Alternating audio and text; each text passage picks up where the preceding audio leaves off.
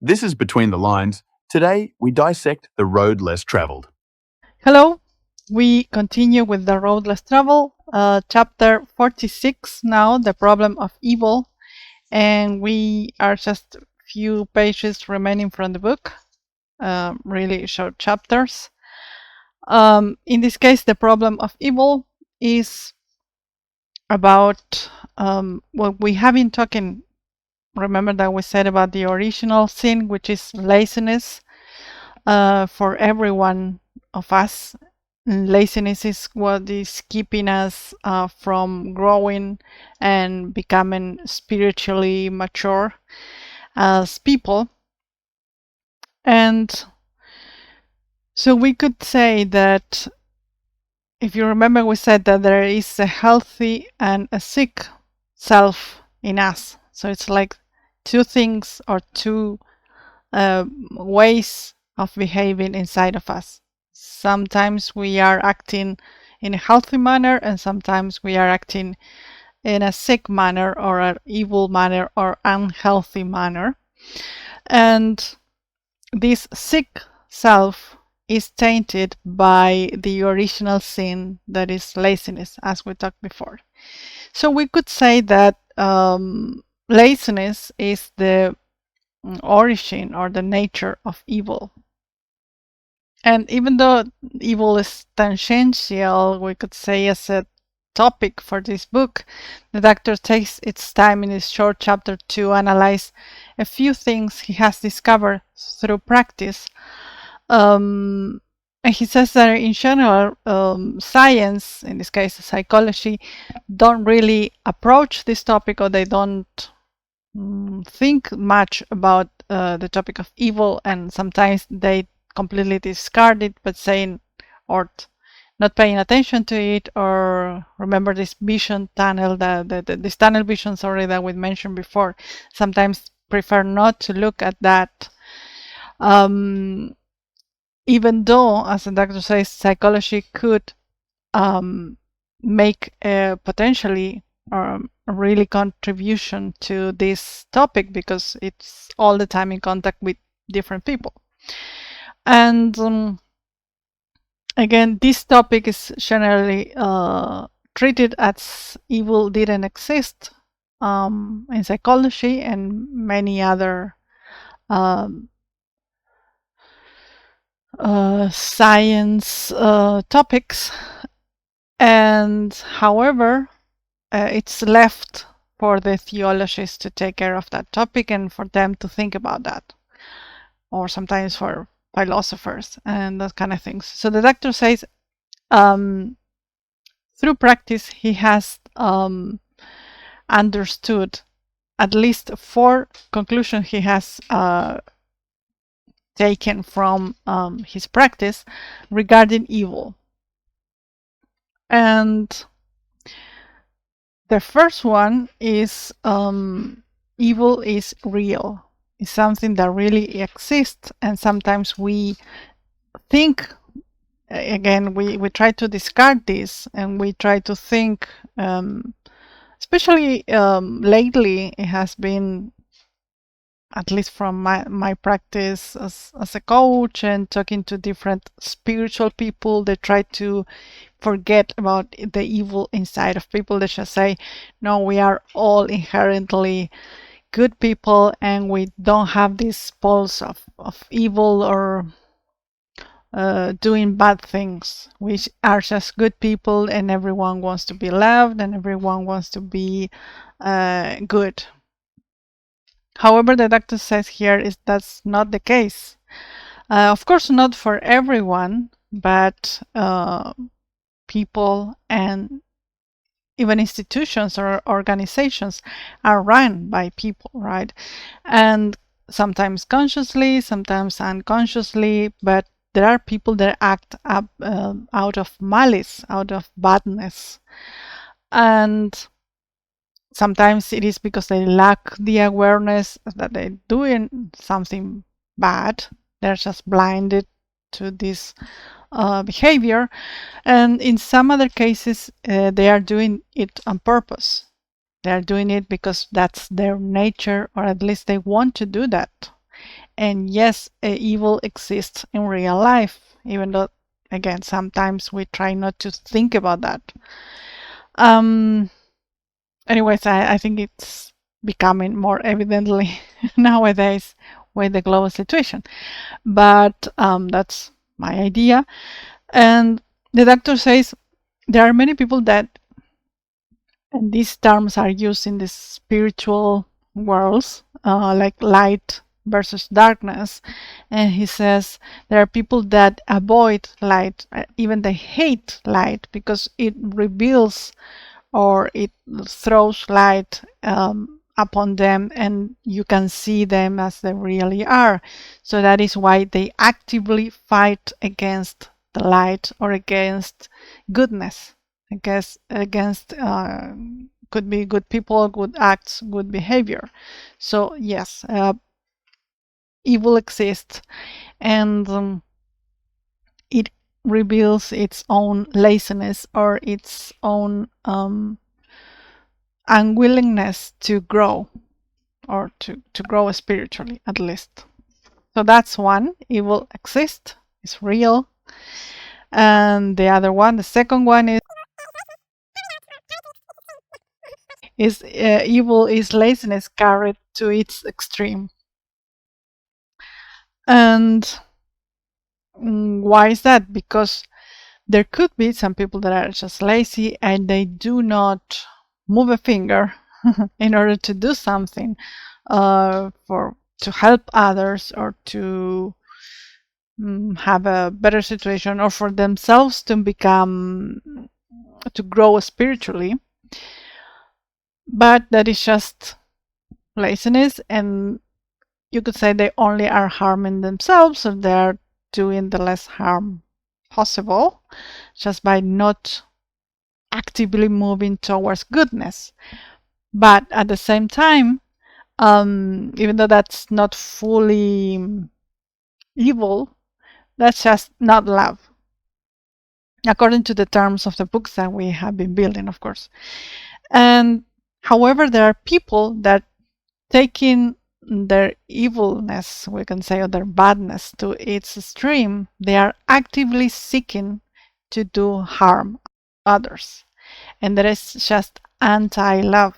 As we said before, they are fighting against love, fighting against growth, fighting against spiritual growth and maturity. So they are fighting against actively against that. And the doctor says something here, and I want to quote. He says, if necessary, they will even kill in order to escape the pain of their own spiritual growth.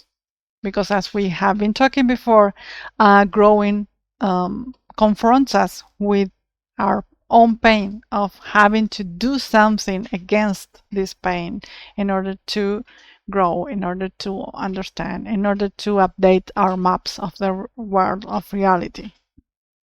So that's the second one.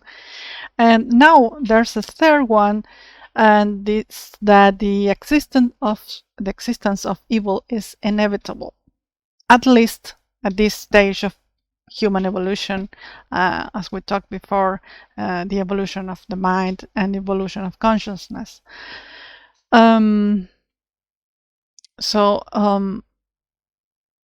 we know that entropy is, as we talked in the last chapters, is a part of these systems that the system that we live in, and we can or cannot. We have the ability to decide what to do in this kind of situation. When if we want to confront the pain of growing, we can decide, no, I don't want to do that, and I don't want to grow, and I just rather go with entropy, with the current, towards this I don't know if disappearance is the word, but maybe this destroying, just entropy is like degrading. That's the word I was looking for. Degrading ourselves, because if you are not growing and fighting against entropy, you are just like degrading yourself, degrading your growth, degrading your maturity. And you could consciously decide not to fight against entropy, just go with the current and do nothing, or you could decide, on the other hand, to do something which will be painful, and you know that beforehand, in order to go towards this spiritual growth. And this, we could say, is our free will as humans. I know that there are some theories that say free will doesn't exist or whatever, but we can decide to a certain extent if we want to do that or not. So we have this option. We can decide to grow or not to grow. And we also have entropy, that is this resistance to growth. And so evil could be inevitable if we decided not to fight against entropy again. We know, as we talked before in the last chapter, this, like, the doctor doesn't mention anything about yin yang, but I think that's the easiest ways to illustrate this. The yin and yang, those two opposite forces, like fighting each other, entropy and the other one that's growth, we could say the force of love, which is fighting entropy in order for us to grow. So those forces are all the time, or the whole time, in conflict with each other, and they balance themselves somehow. In the world, we can see this balance. We can see evil, and we can see, I'm talking at the extremes, of course, total evil and total goodness, and even to extreme of godlike figures, right? And they are like always balancing each other. And that is part of our system of being. So that is why evil is inevitable too. Mate.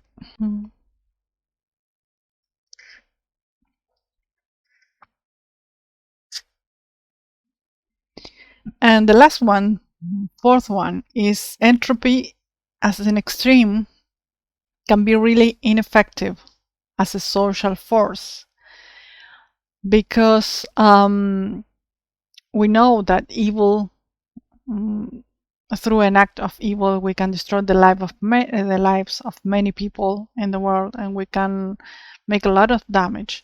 But at the same time, again, these opposing forces are like complementing each other, and I don't know if yes, complementing each other and also balancing each other. And so for every time that something, we could say, harmful or something bad happens, at the same time it fosters this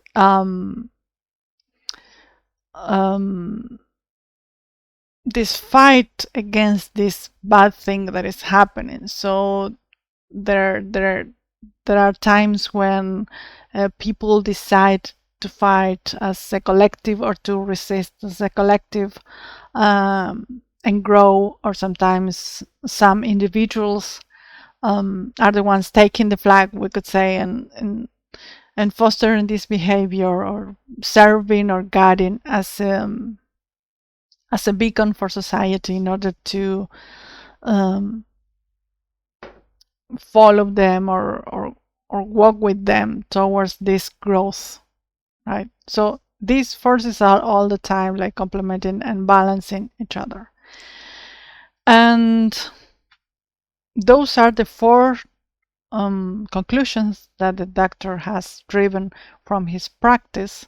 So first one, evil is real, it exists. Evil is laziness carried to the extreme, and the existence of evil is inevitable. And the last one, entropy as an extreme can be ineffective for humanity, we could say, as a social force. And he ends up giving the definition of evil, or at least some definition of evil, as we already have the definition of love, the definition of grace, according to the doctor and his experience. And he said the definition of evil is I define evil as the exercise of political power, that is, the imposition of one's will upon others by overt or covert coercion in order to avoid extending oneself for the purpose of nurturing spiritual growth. And then he says, ordinary laziness is no love. So like we could say, I don't know if neutral, but it's no love. And evil is anti-love. So to the extreme is evil. And even though it says here political power, we could say power of coercion, and especially avoiding growing. Basically, what he's saying is that we can decide to be evil if we, on purpose, don't want to grow or don't want to grow up spiritually. That could and take it to the extreme, not because that would be no love, but anti-love is going against that and fighting those that are trying to grow. I hope I made myself clear with that last paragraph. But I think this chapter, even though it was really short, I think it's necessary and can help us understand a little bit more about what the doctor's trying to say, also confronting the opposite sides of the things he wants to talk about in the book, so we can understand better, right? If we know white, then we can know black, and at the same time we are like working with the yin yang again. So that's it for this week, and I hope you have a very nice days ahead, and see you next Sunday. Bye bye. Stay tuned for Uluwa's next episode.